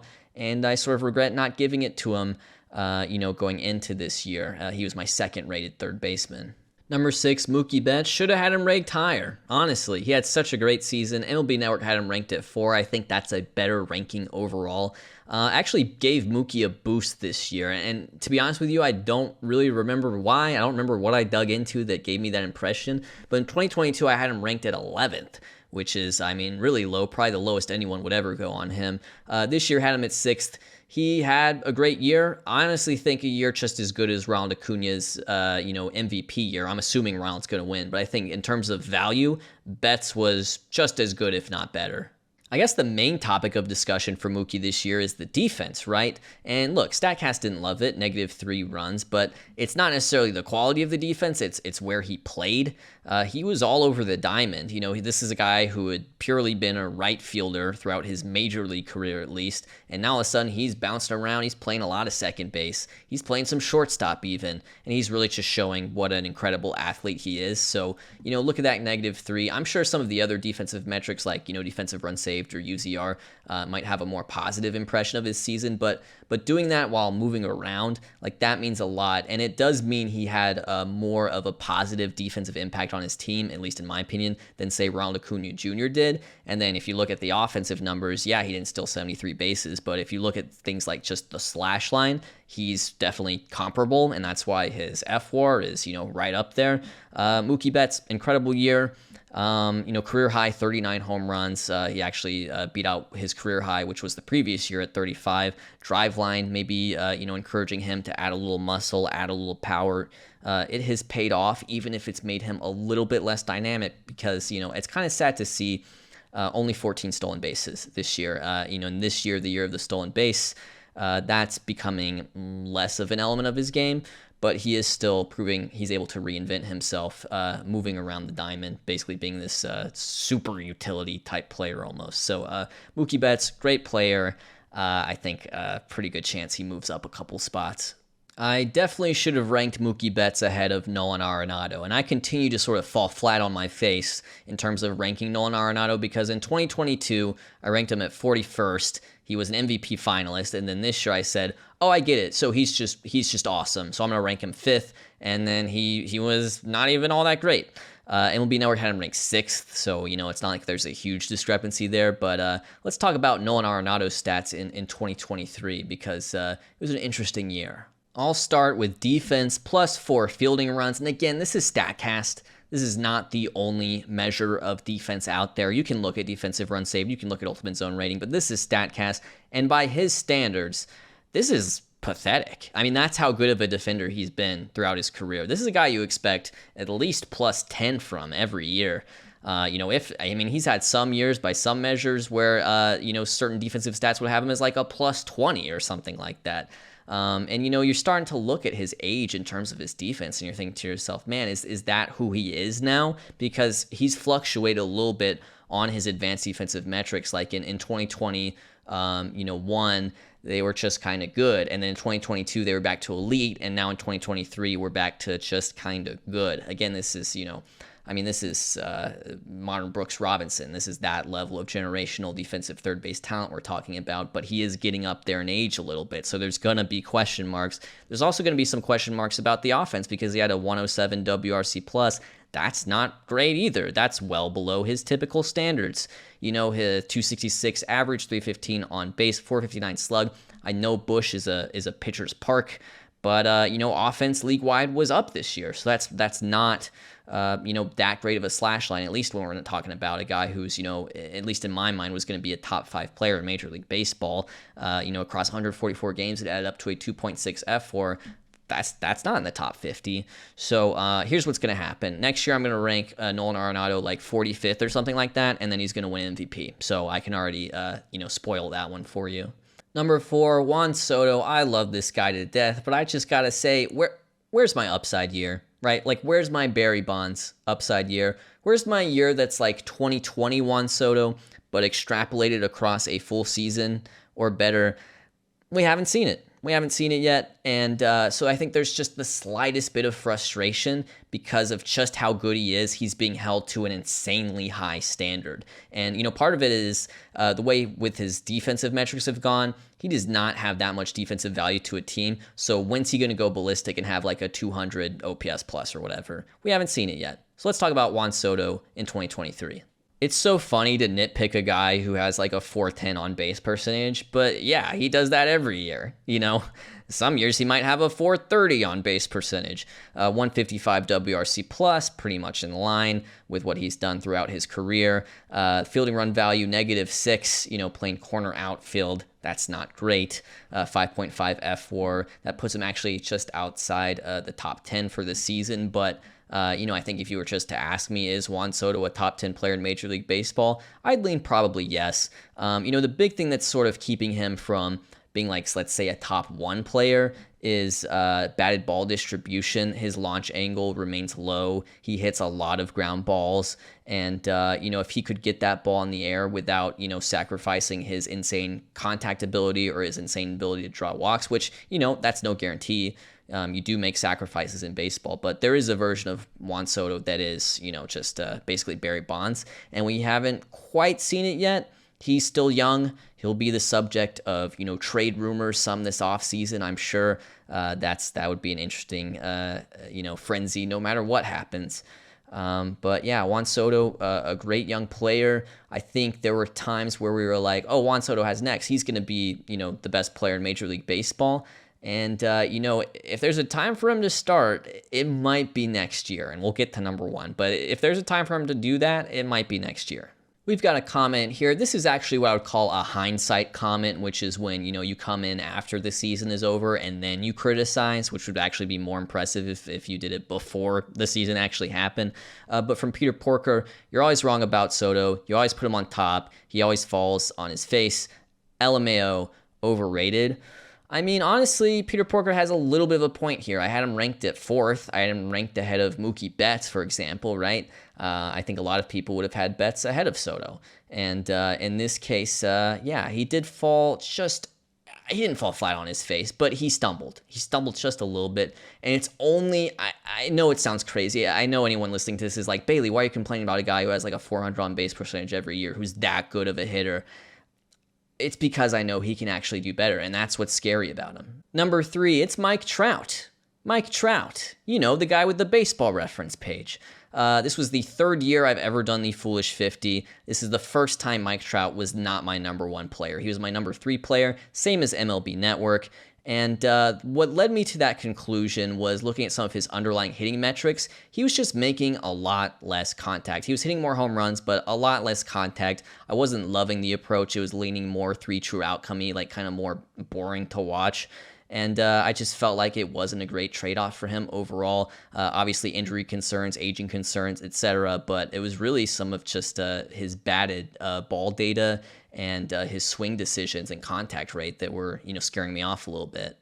And it's safe to say that Trout's been on somewhat of a downward trajectory since around 2019-ish. We're now heading into 2024, so it's really been a while since we've seen a peak Trout season, and I would love to see a peak Trout season again, and I'm holding out hope that it's still possible. But this year, this is the worst he's ever played, really. Like, when he's played, this is the worst he's ever played. A 134 WRC plus, slugging under 500. It was just uncharacteristic. If there's one bright spot here, it's probably the +3, defensive runs in center field. That's pretty good compared to his, career norm. He's sort of viewed as a minus center fielder nowadays. So if he can be a plus center fielder, that's great. Hopefully he can get healthy. Hopefully he can compete for that number 1 spot again. I love Mike Trout. I'm not sure if I would have a career if not for Mike Trout. And obviously everyone's going to be rooting for him. And I don't think anyone doubts that he's going to have a lot of fans pulling for him to put together a healthy season in 2024. But until then, he definitely can't be my number 1. Looking at feedback when this list first dropped, this is from the live stream, people weren't happy because he popped up right at 3, so people knew he wasn't 1 or 2. So they, I think we came into this season with a good idea of who the 3 best players are, and you could kind of order them how you wanted. But I put Trout at 3, and people were not happy. Sheesh, Trout 3, what? L? And then we've got a little bit more of a sentiment on that coming up later with my number 2 pick. Because my number 2 pick was Aaron Judge, coming off a season that, quite honestly, was better than any season Mike Trout had ever had. I mean, American League home run record, just stealing a few bases there, playing some nice defense in the outfield, just doing a little bit of everything. That was Aaron Judge in 2022, and that's what got him the number 2 spot on this list. Again, same as MLB Network, so I have the same, top 3 as MLB Network. And so I gave him that number 2 spot, and it was ultimately a debate of Trout versus Judge, and I went with Judge. Now, Aaron Judge only played 106 games this year, and that was kind of a bummer. But when he played, boy, did he play. He was not up to 2022 standards, but I don't think anyone will ever be up to his 2022 standards. But, 400 on base, 600 slug, 174 WRC plus, that's higher than Betts. That's higher than Freeman. That's higher than Acuña. That's higher than Soto. That's top of the line hitting for sure. 5.3 F4. Again, I think if you were to prorate that to a full season, he's probably close to that number 2 spot overall. So great job from Aaron Judge. I think there's a good chance he maintains that number 2 spot, or he maintains at least a top 3 spot. I don't really know what direction I'm going to go with the Foolish 50 next year, because as you know, my number 1 pick was, Shohei Ohtani. You hear about this guy? He hits, but he also pitches. I know, right? Why doesn't anyone else do that? Why didn't anyone else think about doing that? Are they stupid or something? Shohei Ohtani had him ranked as number 1. Turns out that was the right call. He was the number 1 player in Major League Baseball this year, going to win MVP very easily, despite missing basically the last month of the season. We've been in this era of Ohtani for 3 years now. 3 years we've seen him really do this. 2021, we saw great hitter, good pitcher. 2022, we saw, great pitcher, good hitter. And in 2023, we were really seeing great hitter, great pitcher. Like, he was doing both at just a higher level than he had before, until he got injured.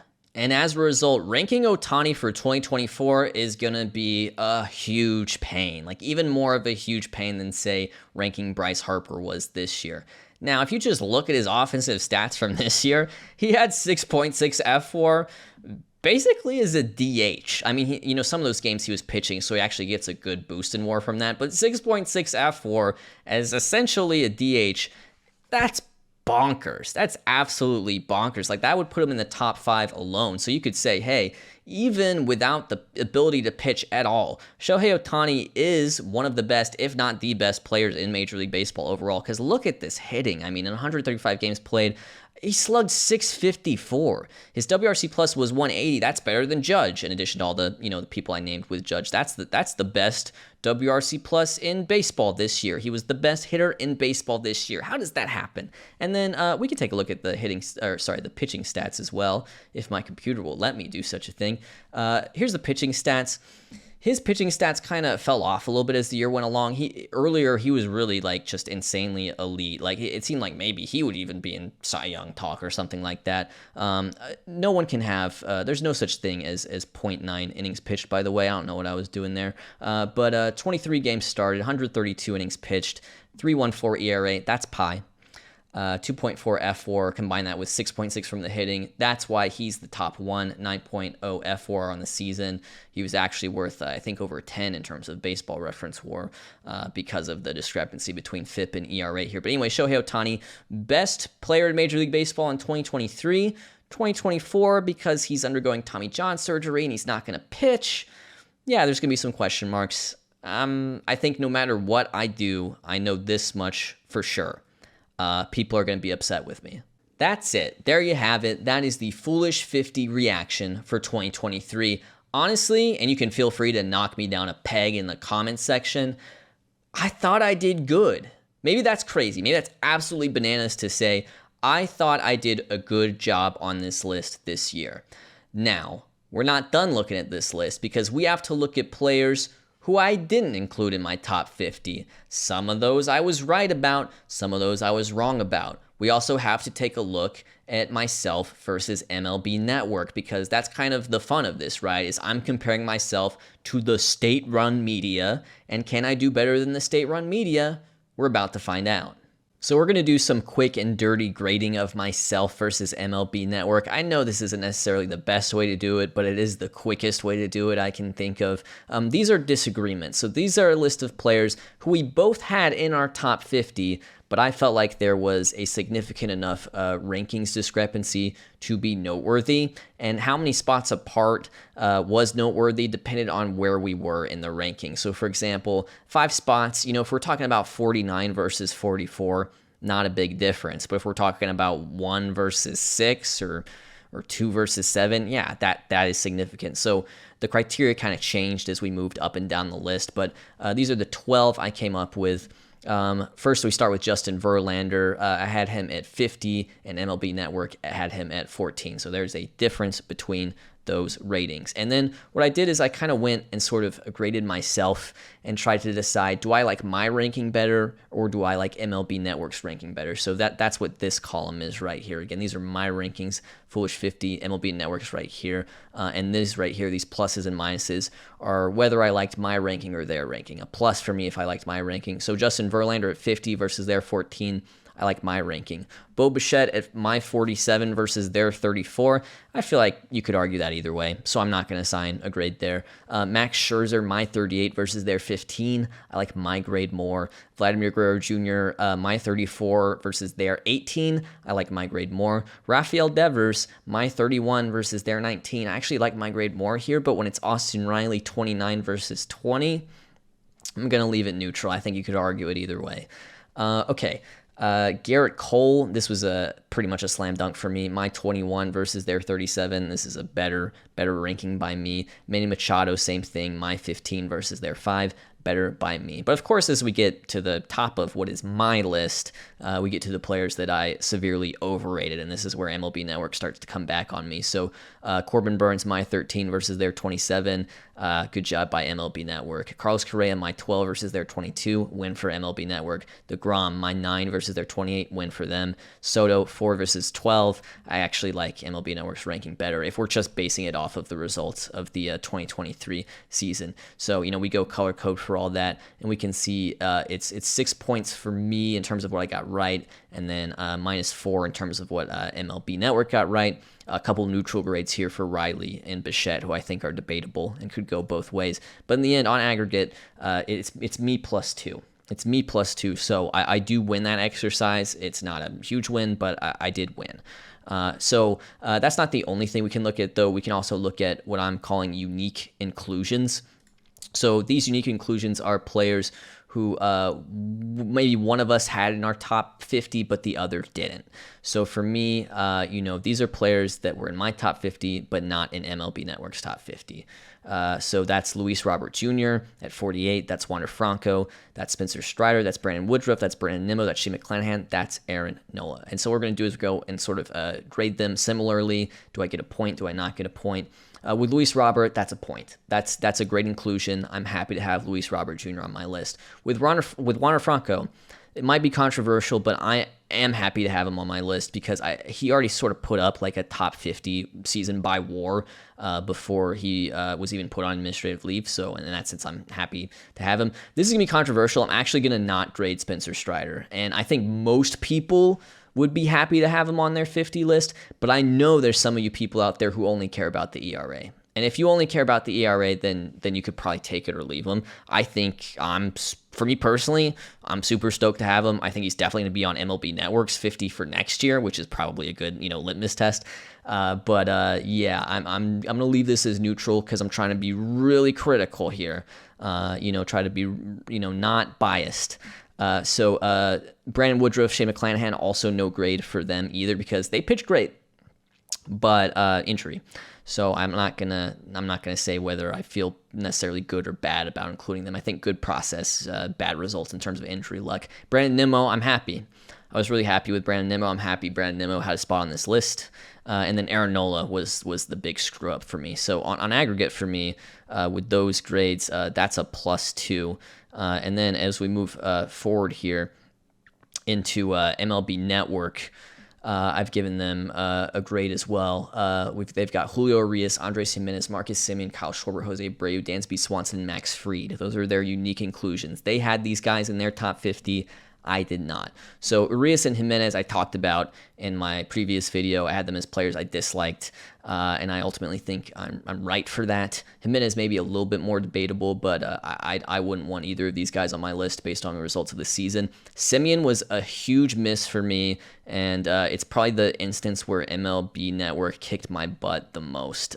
We'll get to Semien. There'll be a few noteworthy players we talk about, but Semien is going to be one of them for sure. Schwarber and Abreu, wouldn't want him on my list, honestly. I think those are misses, docking points for MLB Network on those two. And finally, Dansby Swanson and Max Fried. Swanson I could see being somewhat debatable, but he actually finished top 50 by F4 just because his shortstop defense graded out so nicely under the StatCast system. Max Fried didn't pitch for like half the year, but when he pitched great. He's a great pitcher. He's Max Fried, considering all the injuries, and that includes guys like Woodruff and McClanahan. I think good inclusion by MLB Network, even if, he didn't pitch half the year, so obviously he didn't have the WAR to be a top 50 player, but I think that's a good inclusion. So for them, that's a -1 overall, though. And that means, in conclusion, I've got myself as a +5 on aggregate over MLB Network. I think I put together a better list than MLB Network.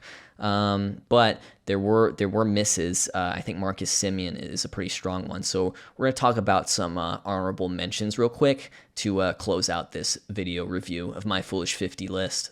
I've got about 8 more honorable mentions I want to talk about, and I'm going to start with Michael Harris II. And it's because Michael Harris II was basically my number 51. Like, when it got right down there to the wire, the first guy out, the first guy on the outside looking in on this list when I was building it was Michael Harris II. He had such a great rookie season. I would say comparable to Julio Rodríguez's even, and Julio Rodríguez landed a top 20 spot.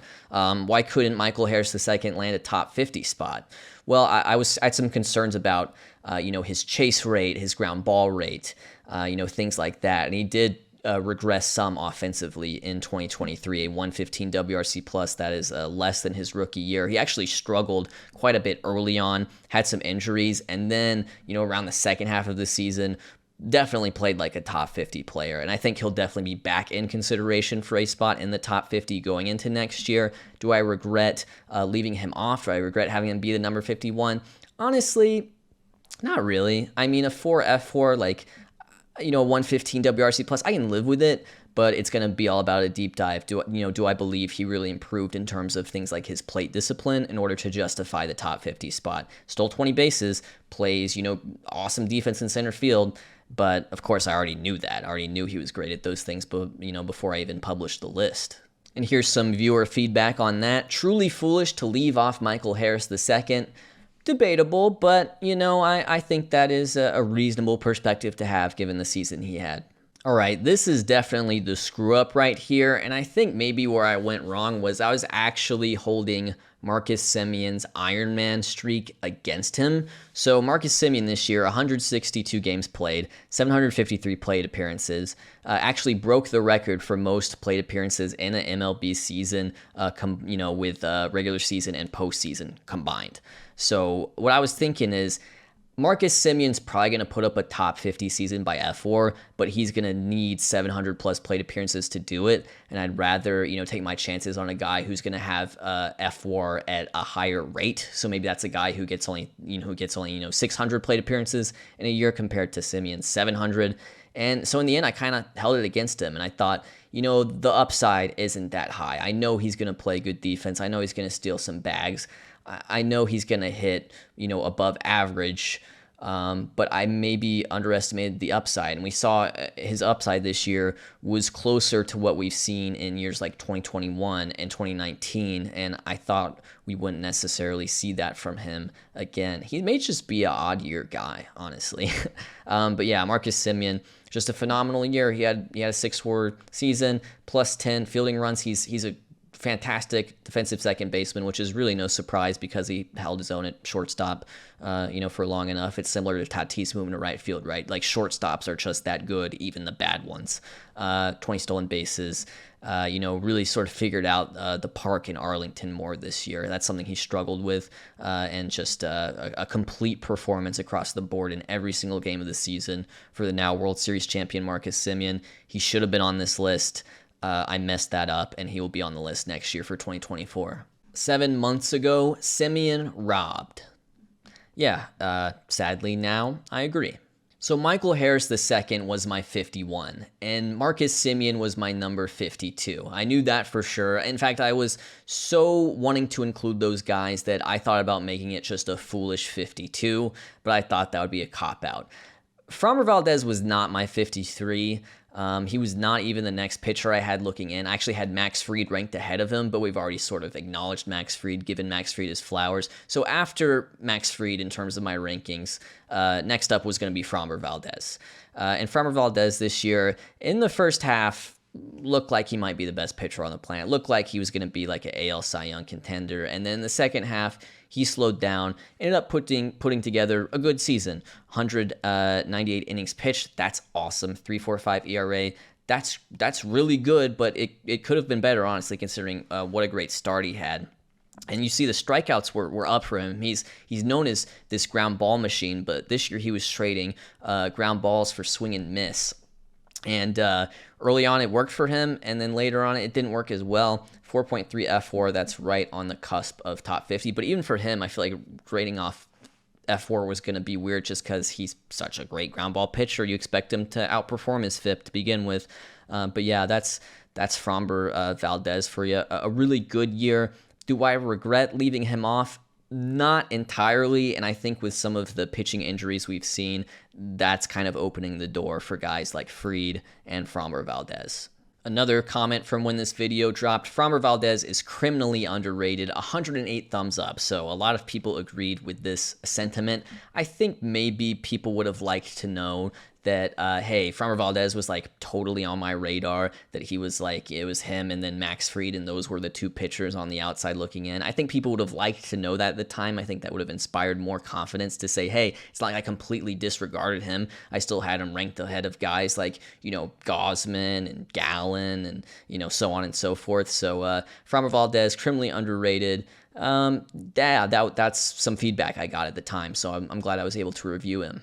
This is the last player we're looking at that I was truly considering at the time for a spot in my top 50. It's Bryan Reynolds. Bryan Reynolds this year, 145 games played, just a 110 WRC plus though, and the defense did not grade out well. It has graded out well in some years. I remember in 2021, they had him as a plus defender and center, and since then that hasn't really happened. So at the end of the day, he had a 2.3 F4, was closer to a league average-ish starter than like a top 50 player in Major League Baseball. So I don't regret leaving him off this top 50, even though I did consider him. However, I will say, looking at some of Bryan Reynolds' hitting peripheral type stats, he could still be under consideration for a spot next year. And even if he doesn't get that spot, he could honestly be under consideration for like a 5 hitters I like spot. So I think he got kind of unlucky this year. I think he hit the ball well. So he's definitely one to keep an eye on, even if he wasn't a top 50 player in 2023. So next we're looking at players who were definitely top 50 players in 2023, but weren't heavily considered for inclusion on my list. And we start with Corbin Carroll. Makes perfect sense, right? Corbin Carroll was a rookie this year. He only played like 30 games in 2022, so it would have been really risky, really gutsy to include him in a top 50 list of my own, even if I really did believe in his skills. And this year he was a top 50 player. Awesome, 155 games played, slugged over 500, great slash line overall. We've talked about the base running and the stolen bases on my main channel. You know all about that. And it added up to, an F4 of 6. So he was an excellent player this year. He is without a doubt going to be on the Foolish 50 next year. And at the same time, you can enjoy this breakout without being too critical, because I don't feel the need to justify not having him on the list. I think my logic made sense. It was just kind of wait and see. Now we wait and saw. He did it, and he'll be top 50 next year. Oh, I do want to point out this comment, though, from Bailey Smith, who built out their own top 50 list just because they themselves are a Bailey like I am. You can argue about the quality of this list. This was their top 12, but I will point out the list ended with Corbin Carroll at 50. So there was someone out there who was willing to put Corbin Carroll at 50, even though that same person was willing to put Tommy Edman at 45. The American League version of this is Gunnar Henderson. He flashed a little bit in 2022, and then he came into 2023 very much as a Rookie of the Year candidate. It appears that he is going to win it. His season was not quite as impressive as Corbin Carroll's. This stolen base number needs to be updated. He did not steal 54. That's Corbin Carroll. But you can see the slash line right here, a 123 WRC+, 4.6 F4, moving around the infield. I think he, is going to project to be a good enough shortstop to stick there, which is really exciting for the Orioles. Again, this guy is going to be on the Foolish 50 next year, but I'm not kicking myself for leaving him off this year. It's just a fun rookie breakout. The same thing happened with Julio and Adley last year. Here's a guy I'm really excited to talk about, and it's Logan Webb. And believe it or not, on the 2022 version of the Foolish 50, he was my number 50 pick. He was my sort of shocking, get you hooked into the video pick. And I didn't necessarily love what he did in 2022, so I actually dropped him off the list. But guess what? In 2023, he was awesome. I should have probably kept him on. He had 216 innings pitched, which is great. 3.25 ERA, 4.3 FWAR, which is right on the cusp of that top 50 border. But he is, a good ground ball pitcher, so you can expect him to sometimes do better in like the run-based WAR, like Baseball Reference WAR. I don't know. I'm splitting hairs here. Anyways, Logan Webb, awesome season. Considering the pitching injuries, will be more considered for 2024 than he was for 2023. Even in 2023, I still had guys like Fried and Framber Valdez and Kevin Gausman, ranked ahead of him. So he wasn't, super in the mix, super close to making it this year. But an excellent season, Cy Young Award finalist. Got more feedback on this than I originally thought I would. No Logan Webb is criminal. Where's Logan Webb? No Logan Webb is crazy. Congratulations to all three of these commenters. They saw it when I didn't. I felt like his peripherals in 2022 were actually less impressive than they were in 2021, hence the ranking in 2023, or the not ranking, I should say. And yeah, going forward into 2024, he will be highly considered. I don't want to guarantee anything, but he will be highly considered for a Foolish 50 spot, more so than he was for this current iteration of the list. And finally, Blake Snell. Blake Snell's going to win a Cy Young Award, the second of his career. He's going to win a Cy Young Award in the American League and now National League. And he was not considered for this list really at all. It was not necessarily on my radar for the Foolish 50. He did it in his own little Blake Snell way with 5 walks per 9 innings, but he had a 2.25 ERA. He is going to win the Cy Young Award. His F4 wouldn't even put him in the top 50, but he's going to win the Cy Young Award. As far as Blake Snell for 2024 Foolish 50 goes, I will say there is precedent to this.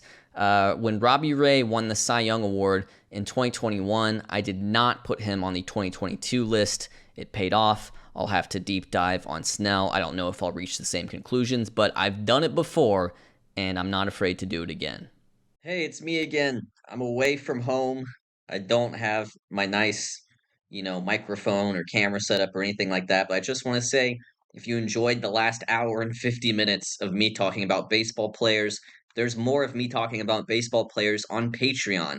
For $5 a month, you can sign up, see all the exclusive content I do. This includes things like Q&As and sort of like bonus Foolish Bailey type videos every month. Support what I do. Also, you can just sign up right now, and if you cancel before the end of the month, it won't even charge you. So you can just sign up, see what's on there, and it won't even charge you until the month rolls over into a new month. Also, I do want to say there's one more honorable mention that I do want to at least bring up a little bit. And so we're going to end the video. I'm just going to say the player's name, and that's going to be the very end of the video. It's going to be the last thing you hear before this fades out. Ready? 1, 2, 3. Bobby Witt Jr.